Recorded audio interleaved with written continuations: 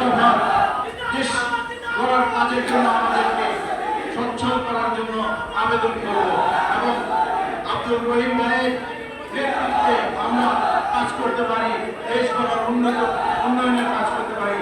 মৎস্য বাজারগুলোকে আমরা কন্ট্রোলে নিয়ে দেশের মানুষকে মৎস্য এবং প্রাণী সম্পদের যে মাংস আছে আমরা সেগুলোকে কম দামে স্বল্প দামে যাতে জনগণকে খাওয়াতে পারি, সেজন্য আমি আমার মাননীয় প্রধানমন্ত্রীকে বলবো আমরা আব্দুল রহিম ভাইকে সভাপতি হিসেবে দেখতে চাই, শাহ আলম ভাইকে আমরা সাধারণ সম্পাদক হিসেবে দেখতে চাই।